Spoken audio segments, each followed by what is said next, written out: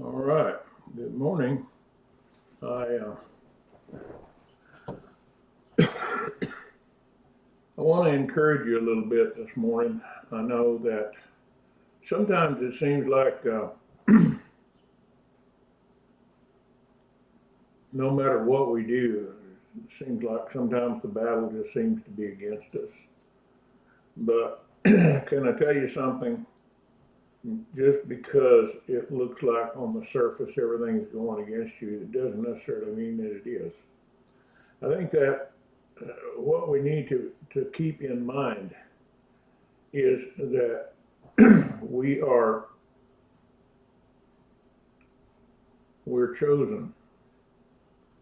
I think maybe I said this last week, but we're born for a purpose.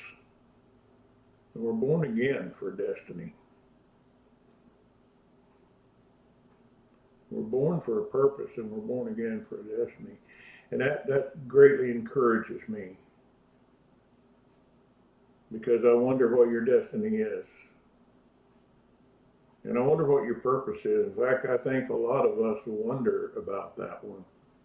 Why am I here? What is the purpose that I'm here for?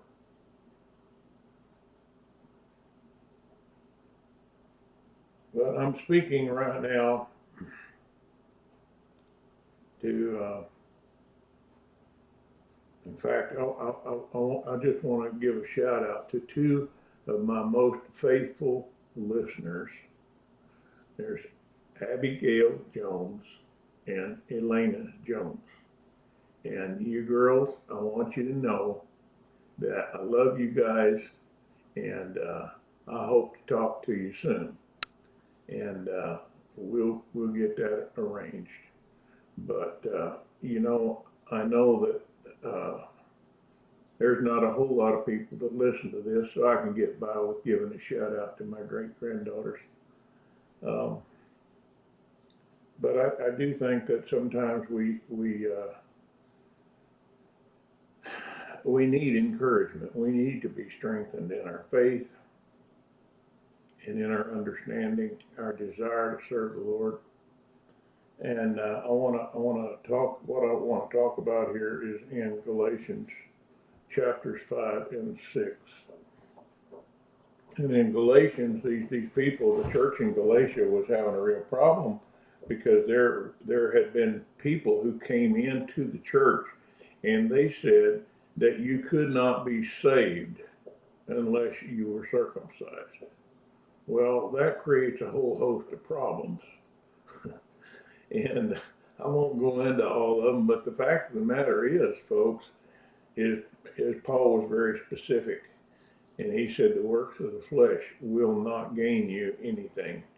In fact, he says here in verse uh, 6, Galatians 5:6, he says, "For in Jesus Christ neither circumcision avails anything nor uncircumcision, but faith, which works by love." Faith, which works by love. Okay? The operative word here is love, not faith. Because you can have faith that works, but not by love. And he says the thing that will avail you the most is faith, which is operated, which works by love. And guess what? It's not even your love.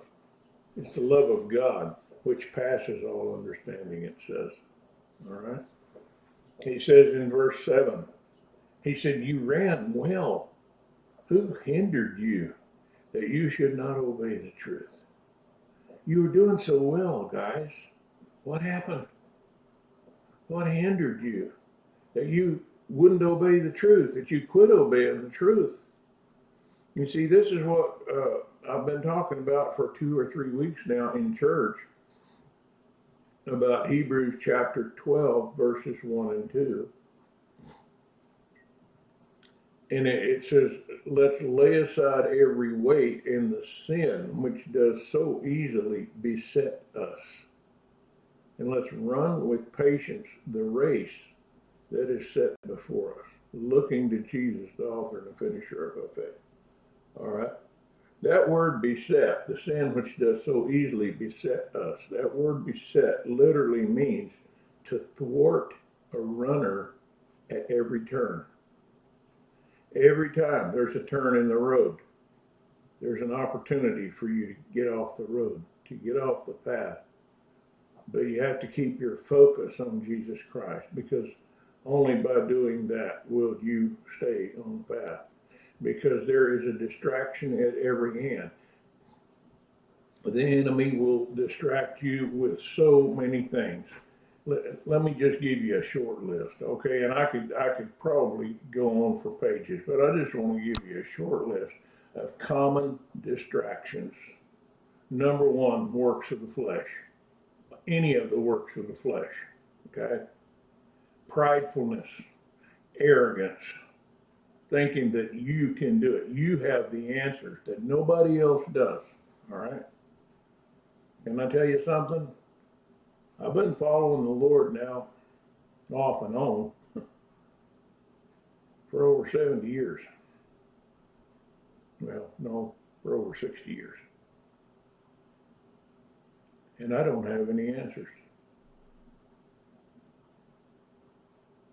But guess what?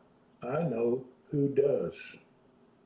I know not only who has the answers, I know who is the answer. And his name is Jesus Christ. And he's my Lord and my King. Which brings me to the next point. One of the common distractions that people let themselves fall into is that of politics. Now, I'm not saying that it's a bad thing to be involved in politics, but it's a bad thing to be distracted from your walk in Christ by politics. And if you're going to walk in politics, there's something that you need to understand. I saw a deal the other day. They had this No Kings rally. I have no king, really? Then you're not a Christian. Let that one sink in. If you have no king, you cannot be a Christian. I have a king. Only one. His name is Jesus Christ, and I follow him, and whatever he commands me to do, I do. So don't give me your prideful, arrogant statements of you have no king, because by making such a statement, you have just confessed to me that you do have a king, and his name is the Prince of Darkness. Because you're distracted. Don't give me that nonsense. There's another distraction. Materialism. Materialism. I got to make more money. I got to get more stuff. Why? Why? Why do you need more stuff? You see, this is the thing. At some point, folks, you have to realize you got all the stuff you need. George Carlin, I thought, did a really good job of that. As much as he and I disagreed, he said, the problem is we spend our whole lives, we've been conditioned to buy stuff, and so we go and we buy stuff and we get stuff and we accumulate stuff. And finally, when we got so much stuff we can't get around, then we have to go buy a storage unit to put our stuff in so we can get more stuff. And when the storage unit gets full and we can't find any other place to put our stuff, then we have a garage sale to sell our stuff so we can make room to go buy more stuff.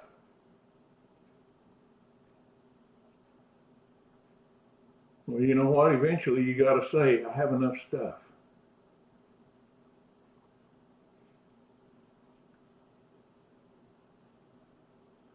You ran well. Who hindered you that you didn't obey the truth? Who's hindering you? I have people that won't come to church, and they say that they don't come to church because there's too many hypocrites. Yeah. Well, you know what? If you'd come, we'd have one more.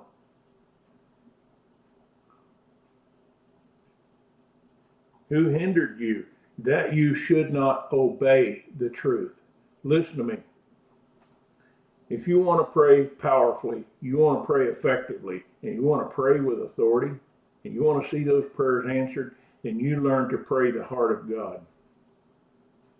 Don't pray out of your own heart. Your own heart will deceive you because your own heart is all about your agenda, your desires, your wants, and your needs.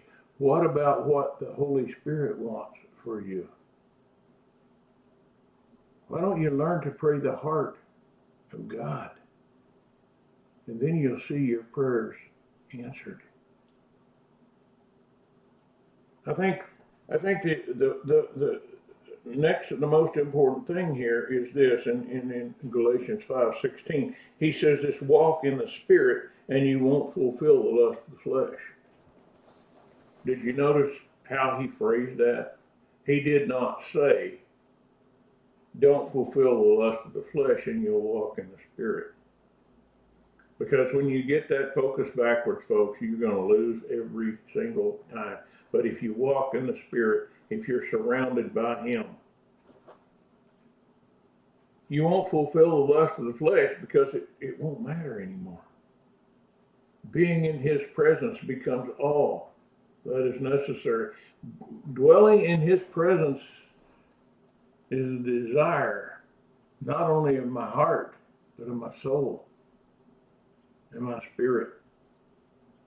I think it's, if I remember right, I think it's in Psalm 70. One thing have I desired of you, Lord, and that is that I might dwell in your presence forever.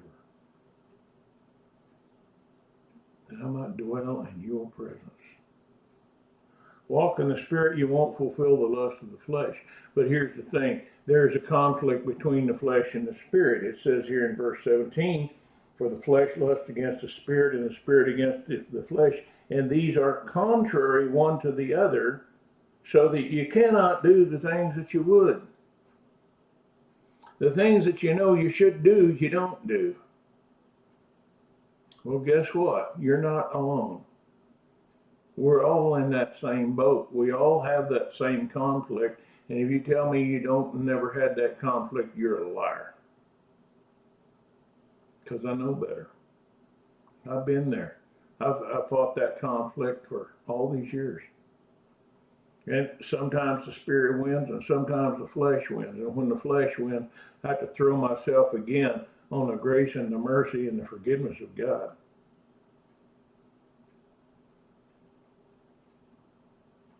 But I want to encourage you to keep on keeping on. Keep on chasing after the Lord. Keep on seeking Him. Because it says here in Galatians 6, and this will be my last verse. In Galatians 6, it says this, let us not be weary. What did I say? Galatians 6, verse 9, right? Yeah. Let us not be weary in well-doing, for in due season we shall reap. We shall reap if we faint not, right? In due season we will reap if we faint not. Can I tell you something? You can't plant a grain of wheat today and harvest a mature plant tomorrow. It takes time to let seeds grow and mature. It takes time for the harvest to develop. So don't get discouraged. You know, I planted some radishes in my garden here not too long ago. And it says it's supposed to be them radishes that was 21 days from planting to harvest. Well, they've been there for about 2 months now and they haven't developed yet. I see the leaves, but there's no radishes yet. It's just a root. So I've got to do something. And I'm always, you know, kind of impatient about things like that. But it takes time for these things to develop and come to maturity. So don't give up. Don't quit doing good things. Don't quit serving the Lord just because you don't see the results right now. You will see them. They will come. So hang in there. Keep doing what you're doing. I'll talk to you later. Be blessed.